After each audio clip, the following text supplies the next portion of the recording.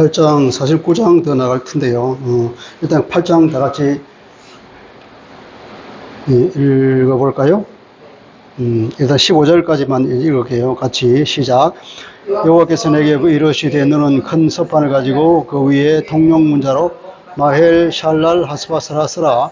내가 진실한 증인 제사장 우리야와 여베레기야의 아들 스가리야를 불러 증언하게 하리라 하시더니 내가 내 아내를 가까이 하매 그가 임신하여 아들을 낳은지라. 여호와께서 내게 이르시되 그 이름을 마헬 살랄 하스바스라 하라.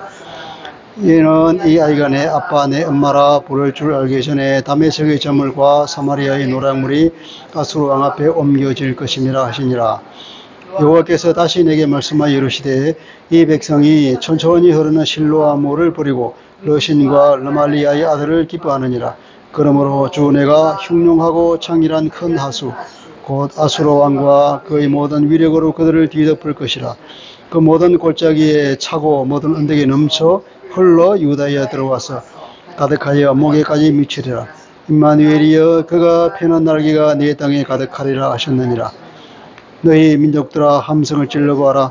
그러나 끝내 패망하리라. 너희 먼 나라 백성들아 들을지어다. 너희 허리를 동이라. 그러나 끝내 패망하리라. 너희 허리를 띠라. 그러나 끝내 패망하리라. 너희는 함께 계획하라. 그러나 끝내 이루지 못하리라. 말을 해보아라. 끝내 시행되지 못하리라. 이는 하나님이 우리와 함께 계심이라.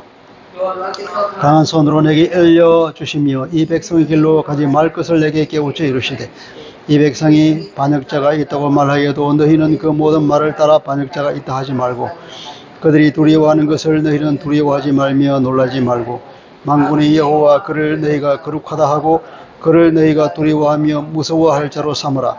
그가 성소가 되시리라. 그러나 이스라엘의 두 집에는 걸림돌과 널려 넘어지는 반석이 되실 것이며 예루살렘 주민에게는 함정과 올무가 되시리니 많은 사람들이 그로 말미암아 걸려 넘어질 것이며 부러질 것이며 덫에 걸려 잡힐 것이니라.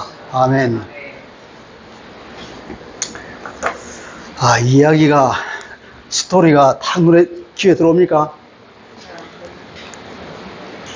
전체적으로 이것은 어떻게 읽어져야 되느냐 하면 이사야서는 워낙 방대하잖아요. 이사야가 활동한 게 한 50년 정도 활동했으니까 그러니까 자기가 6장에 보면은 이제 소명을 받은 얘기가 나오잖아요. 이제 1장부터 5장까지가 서론으로 나오고 6장에서 이제 소명 기사가 나오고 이제 7장 이게 이제 첫 이야기 이제 8장부터 이 이야기가 연결돼 나가다가 이제 12장까지가 이제 이게 한 1달락이 되는 거예요. 12장까지. 아시겠죠? 12장까지가 이제 어찌 보면 전체 서론에 해당하는 겁니다. 이게 전체 서론에 해당하는 것이지만 이사야 전체의 내용과도 비슷한 거예요. 그러니까 이사야서는 어떻게 보면은 다른 것도 그렇지만 한번 이게 어떤 내용에 대해서 짧게 서론을 말하면은 그 다음 이것을 더 확대시켜서 다시 이야기하고 또 더 확대시켜서 더 이야기하고 이런 어떤 논리적 구조를 따라가는 게 들어있어요.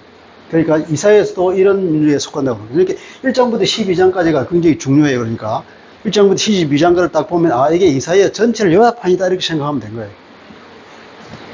근데 이게 이제 우리가 언뜻 이해하기가 쉽지 않게 이야기가 그러니까 어떤 스토리가 왔다 갔다 하는 것처럼 보이는 이유는 이분이 50년 동안 이제 사역을 했는데 얼마나 많은 하나님의 예언을 보았겠습니까? 그러니까 특별히 이사야는 내가 예언을 뭐냐면은 들었다가 아니라 보았다는 거예요. 그러니까 아마 이사야는 많은 환상을 본 것 같아.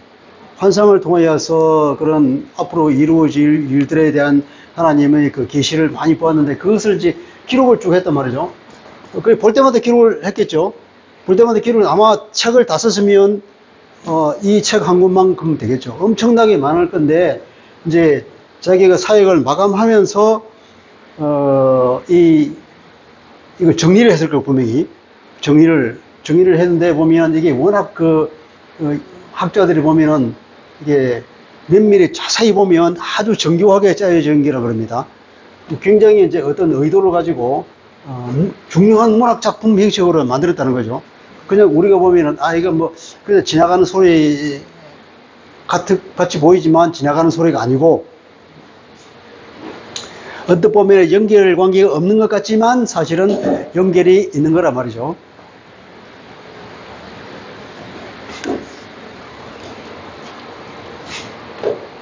그러니까 이제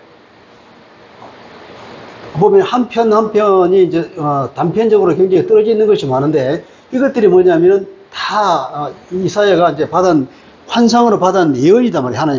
하나님 그 예언인데, 이것을 이제 토막토막 이렇게 연결시켜서 마치 이 진주를 끼워서 그 목걸이를 만든 것처럼 그렇게 만드는 것인데, 이거 자체만 보면 언뜻 보면 이게 연결이 안 되는 것 같단 말이에요. 스토리가 아니니까 이걸 하나의 스토리라고 보면 안 되고, 그때그때 받은 어떤 하나님의 메시지를 이렇게 연결시키는 거예요. 그러니까 이걸 쭉 연결하다 보면 하나의 큰 그림이, 모자이크처럼 그림이 나오지만, 이거 자체로는 언뜻 보면 연결이 안 되는 것처럼 보이니까, 우리가 읽을 때 언뜻 이제 그런 좀 이해 안 되는 부분처럼 나오는데, 8장 처음 부분은 어떻게 보면 이제 7장과 연결되는 거예요. 7장은 우리가 임마누엘 예언이라고 그랬죠.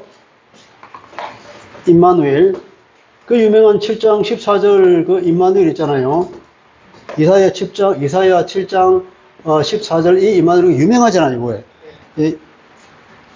처녀가 잉태의 아들을 낳을 것인데 그 이름을 임마누엘 하라. 이것이 예수님의 탄생을 미리 예언한 것이라고 얘기했단 말이에요. 그런데 분명히 여기서는 이 임마누엘 예언은 누구한테 주는 거라고 그랬죠? 다윗 왕가에 준 거란 말이에요. 아하스에게 준 건데, 그건 사실은 아하스로 대표되는 다윗 왕가에게 준 이 예언인데, 이 예언은 그러니까 아하스가 겁에 질려서 벌벌 떠고 있으니까 제발 좀 믿음을 가지라는 거예요. 믿음을 가지라는데 믿음을 못 가지니까 아하스는 이제 아시리아를 붙기로 이미 마음으로 결정돼 있으니까 이제 그 주는 거예요.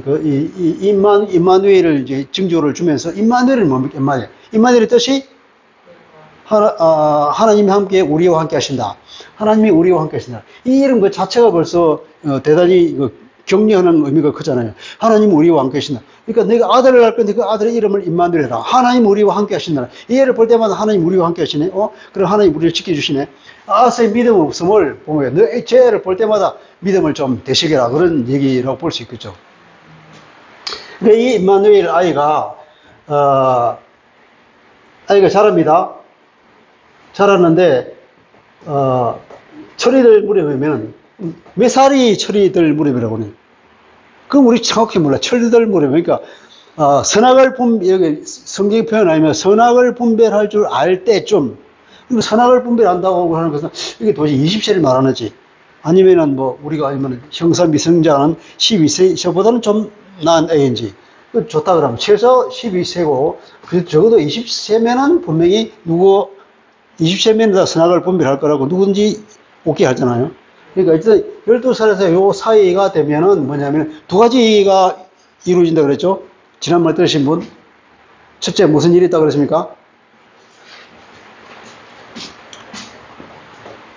내가 태어났어요. 철이 들 무렵. 이게 철이 들기 전에 이미 너희가 두려워하는 북이스라엘과 그 연합한 아람 나라는 다 없어져버릴 것이다 하는 거예요. 그것이 첫째 예정. 두 번째는 이때쯤 되면, 전에 이미 나라를 다 없애고, 이 애가 철들 때쯤 되면 어떤 일이 생긴다 그랬습니까?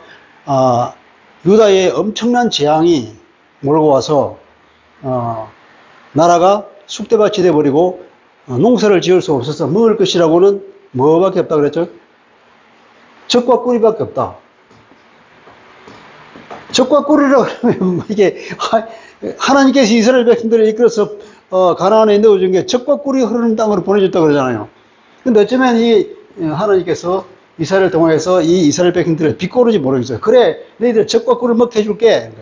근데 이것은 심판 가운데 주는 젖과 꿀이기 때문에 이것은 풍요한 것을 얘기하는 것이 아닙니다. 어떤 사람은 이것을 보고, 이것은 대단히 풍요가 올 것이다. 이렇게 예언하는 것이라고 보는 사람이, 대부분의 사람들은 그렇게 안 봐요. 왜냐하면 심판 중에 있는 말이기 때문에, 심판을 당해서 먹을 것이 아무것도 없고 농사도 못 짓고 다 황폐하게 돼버리는데, 기껏 있는 것이라 뭐냐면 어떤 사람이 소 한 마리와 어린 양 두 마리를 키우고 있는데, 거기서 나오는 젖이 그 가족이 먹기에 너무나 풍부해서 아무 임무가 없어 사람들이 다 죽어버리고, 근데 그 사람에게 풍부할 것이다.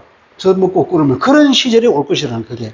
임마누엘의 얘기는 하나님이 함께 하신다는 건데, 얘가 어른이 되기 전에 너희들이 두려워하는 그 두 나라는 없어질 거다. 그런 의미에서는 하나님이 지켜주시는 임마누엘의 의미가 또 한 의미는 얘가 그 시절이 되면 유다가 엄청난 일이 당해서 이런 고난을 겪을 것이다. 두 가지 이제 메시지를 주는 거예요.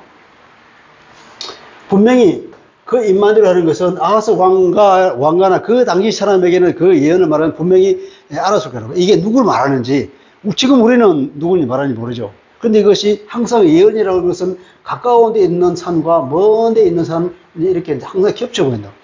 근데 예언자가 하나님의 보여주신 그림을 봤는데, 이런 그림, 산이 이렇게 하나, 둘, 세 개 있는 그림을 봤다 칩시다. 그러면 그러면 이걸 본 사람은 여기가, 산이 세 개가 있네, 이렇게. 산이 세 개가 있으니 그 세 개를 지금 말하는 거예요.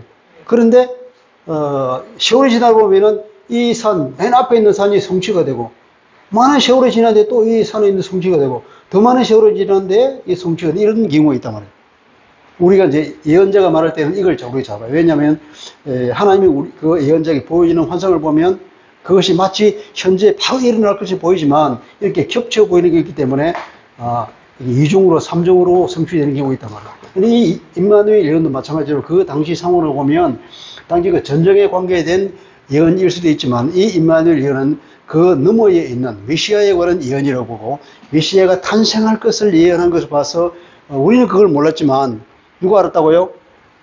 신약 기자들은 그걸 알았단 말이에요. 신약을 기록한 마태는 이 말에 대한 의미를 그때에 깨닫고 이것은 바로 그리스도의 탄생을 얘기하는 것이다. 그렇게 해서 이것이 예수 그리스도로 성취가 됐다. 이렇게 말을 하는 겁니다. 그리고 또 하나는, 이제 오늘 우리가 금방 읽은 게 있죠. 그죠? 8장에 들어가서 이제, 너는 큰 섭판을 가지고 통용문자, 누구로 볼 수 있는 말로 마헬 샬랄 하스바스를 써라. 마헬 샬랄 하스바스. 이렇게 큰 섭판을 쓰란 말이에요. 이게 무슨 말이냐면, 마헬르, 샬랄. 샬랄은, 이게 약탈물이에요, 약탈물. 바저, 이게 이제 바저인데, 바저. 이거는 똑같은 말이에요. 이건 노략물. 노략질을 한 거. 군인들이 가서 남매들을 치고, 거기서 가져가는 물품들, 이거 다 샬랄, 바저 이렇게 됩니다. 이 마헤르는 이게 빠르다는 뜻은. 하쉬. 이것도 마찬가지로 이거 빠르다는 거예요. 신속하다. 이걸 보면은, 약탈물이 빠르다고? 노략물이 신속하다고? 수수께끼 같은 얘기를 하는 거예요. 이 네 단어를 합해가지고 이름을 만들어요, 이름을. 그런데, 그렇게 해서 이제, 사람들이 이걸 보면서, 이사야가 하나님께서, 계시를 받았는데, 약탈이 빠르다, 노략물이 빠르다, 이런 뭔가 의미심장한 뜻을 가진 게, 있는가 보다 했는데, 이 이사야가 자기가 자기 아내를 가까이 했더니, 여기 원문에 보면은 이제 여자 선지자를 가까이 했더니, 이사야의 부인이 선지자였어요. 여자 선지자. 그래서, 자기가 자기 아내에게 가까이 했더니, 자기 아내가 임신을 했는데, 보니까 하나님께서 얘를 이름을 마헬 샬랄 하스바스로 지으라는 거예요. 근데 이사야 큰아들 이름 뭐였죠?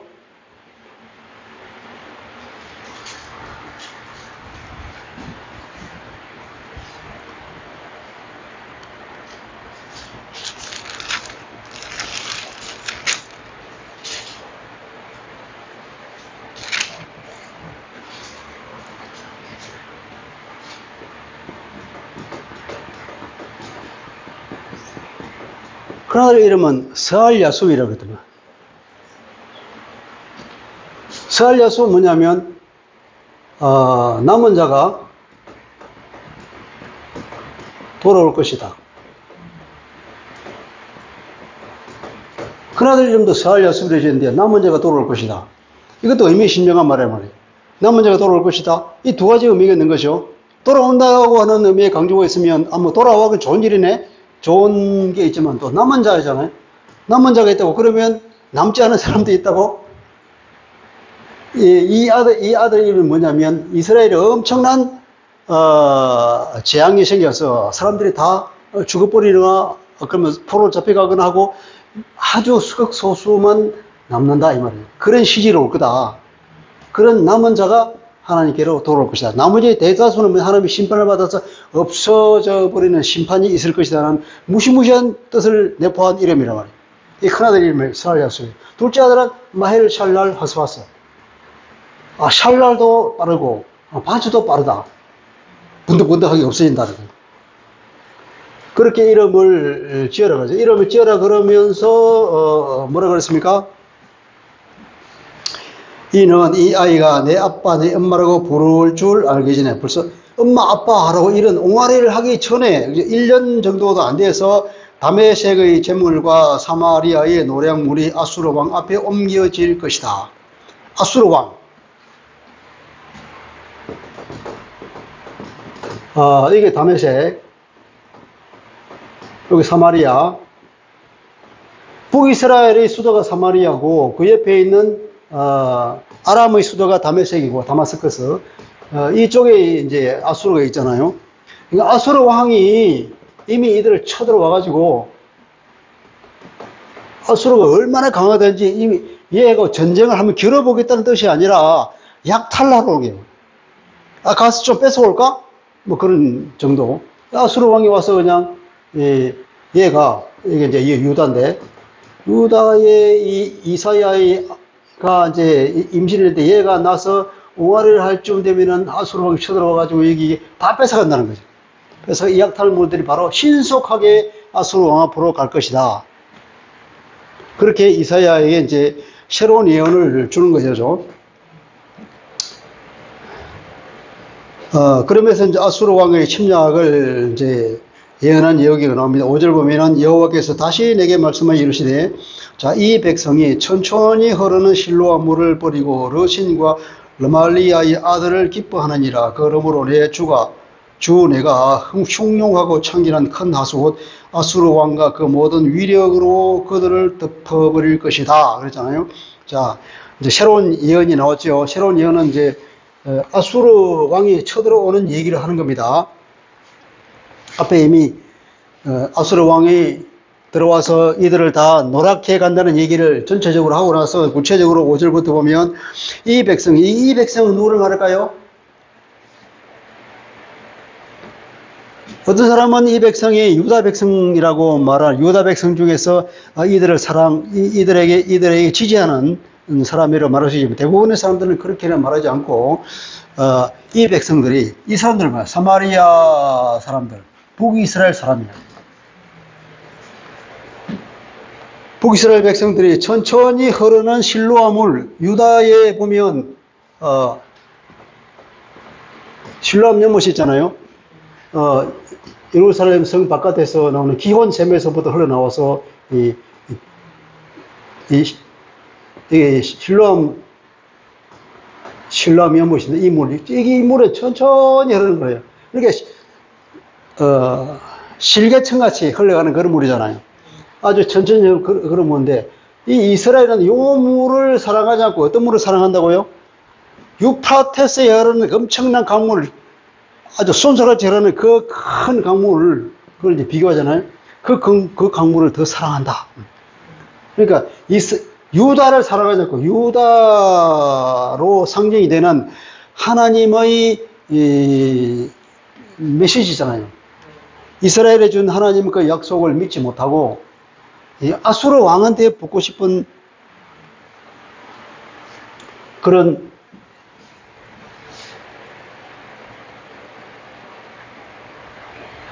아수르 왕이 아니고 르신과 르마야 아들, 르신과 르말리아의 아들을 기뻐하느니라. 그러니까 르신은 다메섹의 왕이잖아요.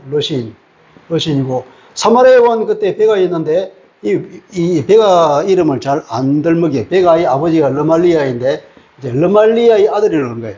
그만큼 이 사마리아의 왕을 인정을 합니다. 왜냐하면 이 베가가 쿠데타를 일으켜서 왕을 죽이고 자기가 왕이 됐거든요. 그러니까 이 왕 같지도 않은 말에 그 베가 같은 베가 르말리아의 아들이라고 이제 그렇게 얘기하는 거죠. 르말레의 아들과 이 르신을 사랑하니, 이건 그러니까 유다 백성만이 아니라 사마리아, 북이스라엘 백성을 말해요. 북이스라엘 백성들이 유다를 대적하잖아요. 유다는 하나님의 인정을 받고 하나님의 정통성이 유다에 있는데도 불구하고 북이스라엘은 정통성이 없잖아요. 그러면 자기들이 유다에는 하나님을 제대로 섬기는지 모를까, 서로 분리해가 이쪽 양쪽 끝에다가 금송아지를 갖다 놓고 예루살렘에 가지 마, 예배하지 마, 그렇게 할 정도로 사마리아가 타락했으니까 북이스라엘 사람들이 이제 이 둘이 연합했잖아요. 연합해가지고 아수르에 대항해 보겠다고 하면 때 유다 보고 하라 그러니까 유다는 이제 우리 아수르가 강하니까 여기도 붙겠다 그래서 이 두 왕이 나라가 이제 유다를 침공해 오는 그런 상황이 있잖아요. 그런데 얘들이 말이야, 여기에는 천천히 흐르는 물을 좋아하지 않고 하나님의 말씀을 좋아하지 않고 이게 이 베가와 이 르신을 서로 이 둘을 좋아한다. 하나님 말씀이 그러므로 내가 흉룡하고 창기한 큰 아수르 왕과 그 모든 위력으로 그들을 덮어버리겠다. 이렇게 좋아하니 내가 이들을 심판하겠다. 지금 누구를 심판의 도구로 쓰냐면은 아수르 왕을 도구로 써서 이들을 마치 아수르 여기 흐르는 그 유프라테스 강물처럼 여기를 확 덮어버리겠다는 거예요. 하나님께서. 그런 얘기를 하시는 겁니다. 그들을 덮어버릴 것이다. 그리고 그 모든 골짜기에 이 물들이 차고 이제 모든 언덕에 더 넘쳐흘러서 여기서부터 확 넘쳐납니다.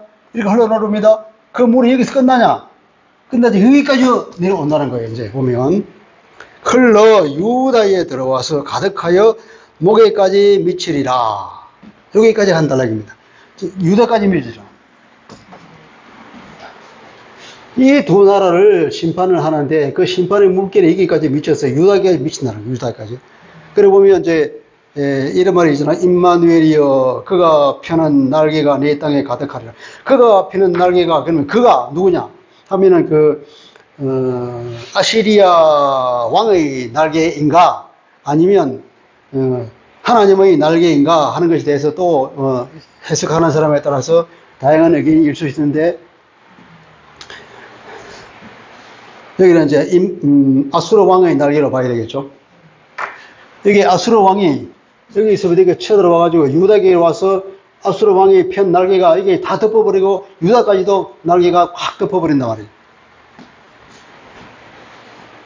그 날개가 내 땅에 가득하리라. 여기 임마누엘이여 하는 말이 있잖아요. 이 임마누엘 하는 말은 원문에 의하면 우리는 이제 번역을 하기 위해서는 임마누엘이를 앞에 나왔는데 맨 뒤에 나와요.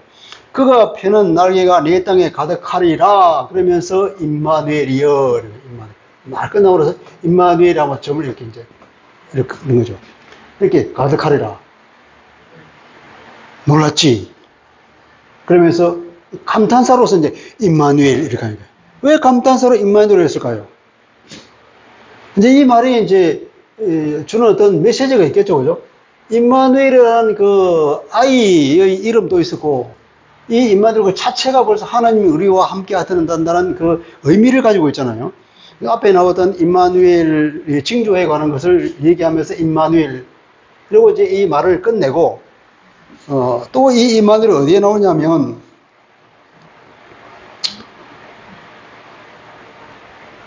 10절에 봅시다. 10절 다 같이 읽어봅시다. 시작. 너희는 함께 계획하라. 그러나 끝내 이루지 못하리라. 말을 해보아라. 끝내 시행되지 못하리라. 이는 하나님이 우리와 함께 계심이라. 하나님이 우리와 함께 계신다는 게 뭐죠? 이 임마누엘이잖아요. 그러니까 이게 못하리라 하면서 그 이유가 뭐냐면은 임마누엘. 이게 히브리 말은 이제 히브리 말은 키 임마누엘. 이게 임마누엘 하면서 딱 끝났잖아요. 그리고 또 쭉 얘기가 나오면서 말을 어떻게 끝나느냐면 키 임마누엘 이렇게 끝나는 거예요. 이게 원문을 보면은 임마누엘이 있고 임마누엘로 끝나는 거예요. 하나님이 우리와 함께 계신다. 하나님이 우리와 함께 계신다. 그러면서 이 사이에 있는 이 내용이 뭐냐면 그렇게 막 유대까지 이제 유프라테스 강물이 흘러 넘쳐 와가지고 가득, 목에까지 가득 차. 이제 위에까지는 안 오라. 목에까지 가득 차. 마치 죽지는 않았는데 엄청난 곤란을 겪기는. 여기까지 찼다. 임마누엘. 어떡할 거냐. 그러면서 여기가 끝에 임마누엘, 키 임마누엘 하면서 끝났는데, 그 9절부터 10절까지는 뭐냐면은, 안 망한다는 약속이죠. 자, 봅시다. 너희 민족들아 함성을 불러보라. 왜 민족들이냐면은, 아수르 군대라고 하는 것은 그 당시 이 제국이잖아요. 이미 제국이기 때문에 많은 주변에 있는 복속된 민족들로 구성된 다민족 군인이란 말이에요. 그런 군인들이 막 오니까 얘기가 이제 민족들아 함성을 질러봐라는 거예요. 그 많은 민족에서 온 군인들이 함성을 지르면서 쳐들어오는데, 네 아무리 함성을 질러봐라. 끝내 패망하리라. 하는 거죠. 너 먼 나라 백성들아 들을지어다. 너희 허리를 동여보라. 그러나 끝내 패망하리라. 너희 허리띠를 띠라. 그러나 끝내 패망하리라. 이 패망하리라 몇 번 나옵니까? 9절에 패망하리라. 패망하리라. 이게 세 번만 나오잖아요. 10절에 보면은 너희가 한번 기억해봐라. 그러나 끝내 이루지 못하리라. 한번 해봐라. 그러나 끝내 시행되지 못하리라. 무려 5번이나 해봐라. 안 된다. 해봐라. 안 된다. 왜냐하면 뭡니까? 맨 마지막에 키 임마누엘. 왜냐하면 임마누엘의 뜻이 하나님이 우리와 함께 하신다. 왜냐? 하나님이 우리가 함께 하시니까. 그러니까 이 말이 얼마나 문학적으로 아주 멋있는 문장입니까? 그러면서 임마누엘이 하나님이 자기들을 지켜주신다는 하나님의 약속을 이렇게 강조하고 있는 겁니다. 그러니까 아수르 왕이 쳐들어와서 이미 북쪽에 있는 두 나라는 다 없애버린다. 그리고 그 여파로 그러니까 아하스 왕이 아수르 왕한테 붙었잖아요. 돈을 엄청 많이 주고 아하스 붙었는데 아하스가 아수르 왕한테 디글라필레시 3차가 있다. 그래 내가 손봐주지. 그러면서 쳐들어와서 두 나라 그냥 박살을 내버리고 그 여세를 말아 유다까지도 그냥 막 약탈을 하고 날아가 놔버립니다. 그래서 유다에 있는 이 북쪽 지방은 이미 그때에 아시리한테 뺏겨버린 거예요.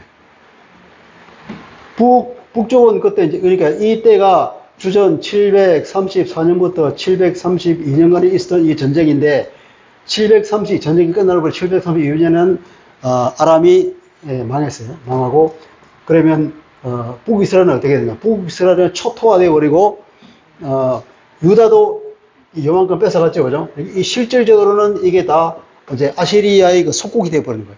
그런데 이때 이제 베가 밑에 마지막 왕이 호세아 왕이잖아요. 호세아가 또 쿠데타를 일어서 베가를 죽이고 자기가 왕이 됐는데, 사실은 아시리아가 호세아를 지원해서 왕을 세운 거죠. 그러니까 북이스라엘이 이미 호세아 때에 이제 위성국가가 돼버린 거예요. 위성국이 되고, 유다 북쪽도 이제 다 실질적으로는 아시리아 군대가 들어와서 다 차지해 가버리고, 그렇게 되어버린 겁니다. 그리고 나중에 호세아가 이제 조금 있다가 이게 조공을 안 바치니까 다시 쳐들어와서 다 완전히 이제 여기 있는 이 백성들을 뽑아다가 저기 다른 데다가 이제 강제 이주하는 걸, 그런 걸 시켜버렸는데, 그게 722년. 이게 주전 722년에 북이스라엘이 이렇게 철저하게 망해버리는 거예요. 이 시대를. 그러니까 여기서 이사야가 말하고 있는 것은 믿음. 앞에도 말했잖아요. 이거 믿음에 굳게 서지 아니하면 굳게 서지 못한다. 아하스한테 믿음을 가져라. 근데 아하스가 믿음을 못 가졌잖아요. 믿음을 못 가지니까, 그렇지 않아도 1장부터 5장, 4장까지가 심판에 가는 메시지가 계속 나오거든요. 심판에 가는 메시지가 5장에 보면은 포도원의 노래가 나오잖아요. 포도원의 노래는 이 비유를 들어가지고 하나님께서 포도원 농부로서 극상품 포도를 심고 온갖 정성을 다 기울여서 이렇게 포도원을 가꾸었는데, 보니까 돌포도가 나온 거예요. 그러니까 하나님께서 농부로서 내가 할 일만 다 했는데, 온갖 일은 다 했는데 이제 어찌하랴. 너희들 한번 심판해봐라. 이 포도는 어떻게 먹겠냐. 박살을 내야 되겠지 않냐. 그러면서 6장에 이제 이사야에게 그 소명을 주는 얘기가 나오는 거예요. 이 이사야가 소명이 이상하다고 그랬죠, 그죠? 어떤 소명이냐? 들어도 듣지 못하고, 보아도 보지 못하도록 만들어라고 하는 그 메시지가 이사야가 받은 소명이란 말이에요. 이사야가 받은 소명이들은 이사야가 설교를 하면 사람들이 아무도 못 알아들어. 들어서 기분 나쁜 소리 하게 되면 안 들어. 귀를 막아버려. 왜냐하면 안 들어 소리만 하니까. 그런 희한한 그 소명을 받는 것은 언뜻 보면 이게 일장에 그 자기 소명 기술을 쓸 수가 없어. 왜냐하면 이걸 썼다가는 아무도 안 알아줄 거니까. 아니, 하나님은 어떻게 이 사람들을 회개하지 못하게 듣지도 못하고 깨닫지 못하게 하라고 했다고? 그게 무슨 하나님, 선지자라고 할 수 있어. 이거 거짓말 아니야? 이해할 수 없는 거니까. 그래서 부득이 이사야는 1장부터 4절까지 얘기를 쓰고, 그리고 포도원의 노래라고 이런 특별한 것을 집어넣어가지고, 이제 하나님께서 이 이스라엘 백성들이 이제 완전히 심판에 대한 마음이 완전히 굳어졌다. 이제 더 이상 물러서지 않는다. 그런 얘기를 하고 난 뒤에 6장 계획 소명을 얘기하는 거예요. 그리고 이 시대에 뭐냐면 아하스가 이 전쟁을 끼껴서 굉장히 위험한 이 시기에 이제 자기가 소명을 받기 때문에 이 현장의 내용을 가지고 이제 시작을 하는 거예요. 이 시작을 하는데 앞에 보면 이 믿음과 이제 이 사람은 불신앙을 가진 사람이고 뒤에 이제 믿음을 가진 사람이 있어. 이 누구냐면 히스기야 왕이란 말이에요. 아하스의 아들이 히스기야 왕이잖아요. 근데 히스기야 왕 때에 엄청난 또 위기가 왔잖아요. 산데립이 와서 다 유다를 둘러싸고 이제 이게 주전 701년 이제 거의 죽기 직전에 왔죠. 이 아하스가 당한 위기에 비하면 이때 위기가 훨씬 더 강력한 위기였죠. 그런데 히스기야가 찾아가서 하나님 말씀을 전하는 히스기야는 하나님 앞에 가서 기도했단 말이에요. 기도를 하면서 하나님, 저들이 하나님에 대해 하나님 얘기를 들었죠. 그러면서 그 편지를 펴놓고 기도했다 그러잖아요. 하나님을 얼마나 모욕하는지. 그러니까 하나님께서는 이 아수르를 이제 심판해버리겠다고 말하는 거죠. 그러면서 이 히스기야의 믿음과 아하스의 불신앙이 두 개를 이제 또 비교를 시키는 거예요. 그러니까 우리가 읽을 때는 이 부분 이야기와 나중에 이 얘기는 36장부터 39장 사이 얘기거든요. 이 이야기, 히스기 이야기. 이 히스기야 이야기와 아하스의 이야기를 잘 이렇게 비교해서 봐봐라 이 말이에요. 이 사람은 믿음을 가지고 이 사람은 불신을 가졌다. 불신앙을 위해서 이렇게까지 하나님의 보호를 받지 못하고 모기까지 차는 그런 수모를 긋고, 히스기야는 그런 어려움에 처했는데 불구하고 하나님께 기도해서 위기를 모면했다. 그래서 뭐냐면 1장부터 39장하고 40장부터 66장까지 이사야가 이 두 개로 크게 나눠질 수 있는데, 이 앞에 두 이야기는 뭐냐면은 두 왕에 관한, 아하스와 히스기야 두 왕에 관한 이야기를 볼 수 있어. 그래서 어떻게 사람들이 얘기해, 이 앞부분은 두 왕에 관한 이야기다. 그렇게 얘기해요. 40부터 66장은 뭐냐면, 이것은 다른 왕에 관한 얘기다. 메시아 왕. 종이라고 하죠. 하나님의 고난받는 고난받는 종에 관한 이야기. 또, 누구야? 고난받는 종으로 인해서 하나님의 백성을 다시 돌아온 사람들, 그다음 또 다른 종들, 고난받는 종들과 그 종들을 따르는 또 다른 종들에 관한 이야기가 이 후반부 얘기다 이 말이에요. 그래서 히스기야는 이사야서는 이런 식으로 전체적으로 보면 좋겠다 이 이야기가. 자, 그렇게 해서 이제 심판이 오는 거죠. 그러니까 예레미야에게도 이 심판은 이미 결정됐으니까 항복해라 그렇게 말했지만, 이때도 이미 마찬가지예요. 하나님께서는 하나님의 심판이 결정됐다. 하나님의 심판이 결정됐는데, 이제 보면 이제 아하스의 불신앙과 히스기야의 그 믿음이 나오는데, 히스기야가 믿음을 가졌지만 아쉽게도 이 이야기 나중에 보면 이제 이런 얘기 나오죠. 이제 바빌론. 아시리아가 이제 강국이 됐을 때 바빌론은 이제 치어서 제대로 못 쓰는데, 아시리아가 쓰러지면 바빌론이 세계를 제패할 거예요. 근데 이제 히스기야가 죽게 됐는데 기도해서 15년 생명이 연장됐다는 얘기 나오잖아요. 그 얘기를 듣고 이제 사진을 보낸 거죠. 편지를 보낸. 어쩌면 이렇게 말하면 유다고 이제 유다고 우리가 합해서 아시리아에 대항하자. 그런 제안을 아마 했겠죠. 그런 편지를 가져오면서. 그때 히스기야가 이제 자기가 이때는 격퇴하고 자기 병도 났고, 그렇게 해서 기고만장해서 막 다 보여주는 거예요. 내 힘이 얼마나 큰지, 내가 아시리아 군대를 내가 물리쳤다. 그러면서, 교만이잖아요, 교만. 하나님이 다 해주셨는데, 그러면서 막 창고에 있는 거 다 보여준 거예요. 근데 바빌론 사람들이 뭡니까? 나중에 또 세계를 제패할 사람이잖아요. 그래서 뭐 자기들이 밥이 될 건데, 그것도 모르고 막 다 보여줘서, 뭐 내가 힘이 이 정도 된다 그러면서. 그리고 이사야가 와서 이 사람들이 누군데, 누군지 압니까? 그리고 이 사람들은 무슨 얘기를 했습니까? 뭘 보여줬습니까? 그래서 이사야가 와서 물어보잖아요. 그러니까 이사야가 했다. 그거네. 그 사람들이 나만 편지를 가져오는데 뭐 얘기하면서 그래, 내가 딱 보여줬어. 내가 다, 있는 대로 다 보여줬어. 없는 거 다 보여줬어. 그러니까 이사야가 뭐라 그럽니까? 그거요. 얼마 안 돼가지고 하나도 남기지 않고 다 바벨론 왕 앞에 다 뺏겨갈 거라고. 그 얘기잖아요. 그러니까 이건 때 언제 이루어집니까? 이사야가 놀랬어. 히스기야가 놀랬어. 나중에 이루어질 거다. 그러니까. 그러면 다행입니다. 내 대에는 괜찮네. 내 후대에는 그렇게. 701년, 주전 701년, 격퇴했죠. 그리고 나중에 요시야 이 왕이 이제,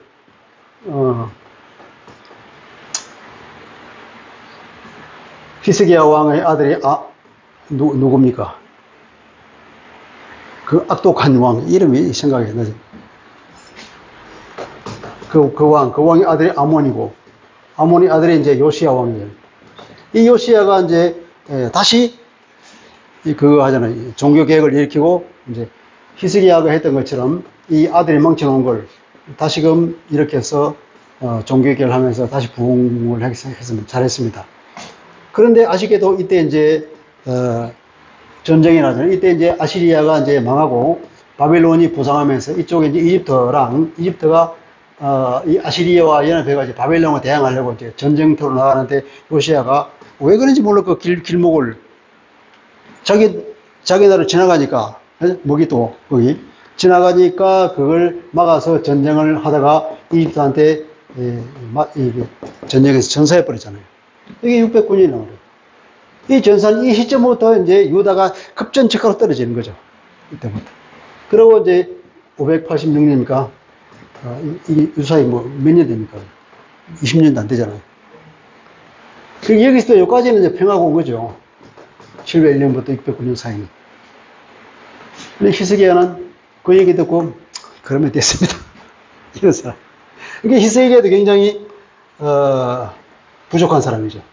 하나님 앞에 그 믿음을 제대로 가지지 못한 사람이라 이거죠. 그러니까 결국은 나중에 히스기야가 이제 병이 들어서 기도를 했는데 이사야가 이제 하나님 말씀을 듣고 이 병에서 놓여주겠다. 15년 연장해 주겠다 하는 약속을 했는데 그러면 징조를 주십시오. 내가 살아날 징조가 뭡니까? 이제 아하스는 왕은 징조를 주겠다 그러는데 싫습니다. 안 받겠다 그러는데 히스기야는 하나님께 믿음이 있기 때문에 하나님께 매달려가지고 살려준다 그러니까 그럼 징조를 주십시오. 뭐냐? 아하스 해석이 준다며. 왜 하필 아하스 해석일까? 그 불신자 아하스.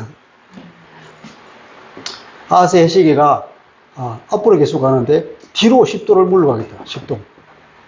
뒤로 10도 물러가겠는데 기적을 보여주겠다. 우리가 다 얘기해. 왜 하필 해석일까?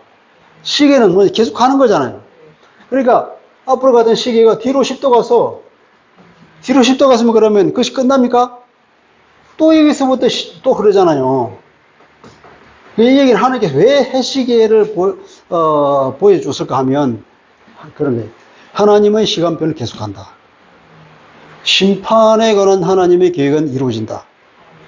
히스기야가 믿음을 보여서 잠시 내가 여기까지 여유를 아까 봤잖아요. 건 90년가량 평화를 다시 주는 그런 여유를 주었지만 그러나 하나님의 심판의 계획은 변함없이 다시 시간은 흐른다. 그 얘기를 은연중에 이렇게 이제 주는 거죠.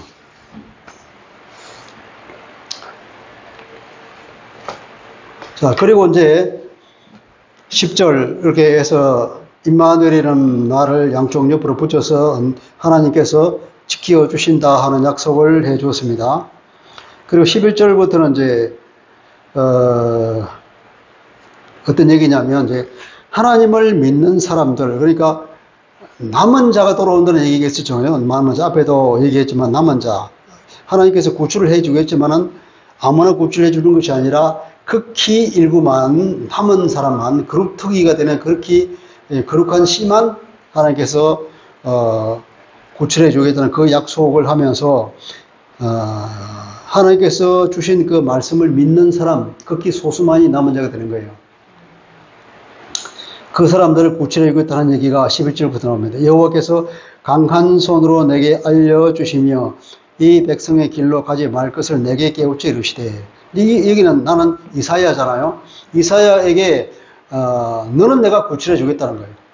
그러면서 이 백성의 길로 가지 마라. 내가 주는 예언의 말씀을 믿지 않고 하나님에 대한 믿음을 가지지 못한 이 백성들의 길로 가지 마라. 그들은 우상을 숭배하고 하나님의 말씀을 무시하고 자기 마음대로 살았지 않습니까? 범죄를 저지르고 하나님의 공의와 사랑은 온데간데 없이 살았던 이 사람들의 길로 가지 마라. 그들의 인생길, 그들의 길로 가지 마라. 그들의 가치관, 그들의 세계관, 그들의 어떤 삶의 모든 것들, 생각하는 거나 그 모든 것들, 그 길로 가지 마라. 오늘날도 마찬가지지 않습니까? 하나님이 지혜 않는 사람들의 가치관이나 세계관과 예수 믿는 사람들이 가지고 있는 가치관, 세계관은 완전히 다르지 않습니까? 달라요. 어떻게 다릅니까?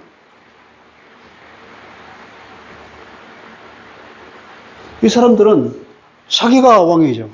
내가 왕이에요. 내 힘을 믿고 사는데 예수 믿는 사람들은 더 이상 내가 주인이 아니야. 내가 주인이 아니고 예수가 나의 주인이란 말이에요. 예수가 나의 왕이란 말이에요. 진정한 왕이 누구냐? 내가 왕이 아니라 하나님 나의 왕입니다. 그러니까 이 사람들은 자기 소견에 오른 대로 살아요. 예수 믿는 사람은 자기 소견에 오른 대로 사는 것이 아니라 하나님의 말씀대로 사는 거예요. 예. 그것이 차이가 나는 거죠. 거기서부터 차이가 나는데, 과연, 그러면 예수 믿는 사람들 오늘 보면은 이 사람들과 다르게 과연 내가 예수가 내 주인이고 내가 하나님을 왕으로 삼고 살고 있느냐? 우리가 돌아볼 때 부끄럽죠?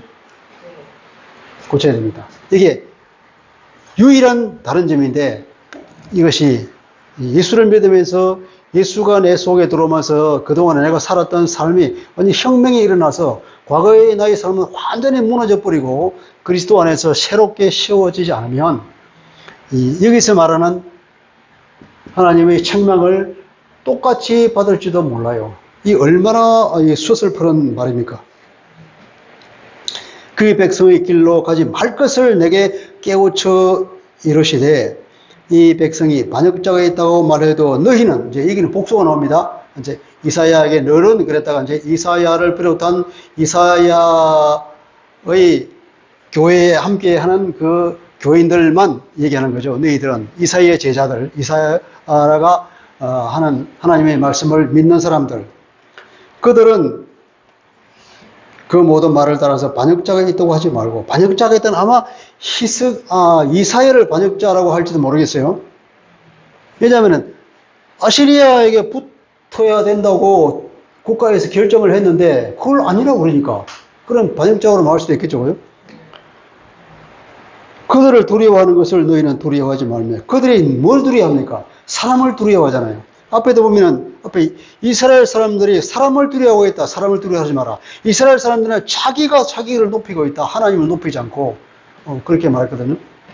그러니까, 사람을 따르지 마라. 그런데 이스라엘 사람들은 사람을 믿었어. 누구? 아시리아 왕을 믿었단 말이죠. 그러니까 아시리아 왕을 두려워하고 북쪽에 있는 르말리아의 아들을 무서워하고 르신을 두려워했는데 그들을 두려워하지 말아라. 누굴 두려워하라고요? 만군의 여호와, 그를 너희는 거룩하다고 그를 두려워하며 무서워할 자로 삼을지어다.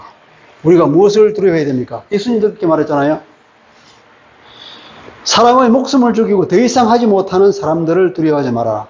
그러나 사람을 죽일 뿐 아니라 그 영혼까지도 지옥에 처할 수 있는 권세를 가진 하나님을 두려워하라고 그랬잖아요. 예. 하나님을 두려워할 줄 알아야 돼. 하나님을. 근데 경외하다, 하나님을 경외한단 말을 했잖아요. 경외하는 게 영어로는 그냥 두려워한다는 말을 써요. 히브리 말도 야레라고 그래요, 야레. 이것도 마찬가지야. 두려워 떠는 걸 야레라고. 하나님 앞에서 두려워 떨어야 되는 거죠. 물론 하나님 우리를 사랑해 주셔서 그분을 우리가 사랑하지만 한편으로 보면은 항상 하나님 우리를 즐겁게 긍휼히 계시는 분이지만 한편으로는 공의의 하나님이잖아요. 절대 죄를 용서할 수 없는 분, 죄에 대해서 반드시 심판을 가하시는 의로우신 분이란 말이에요. 죄를 그냥 놔두면 그걸 공의롭다고 할 수 없잖아요. 공평하신 하나님 반드시 심판해야 돼요.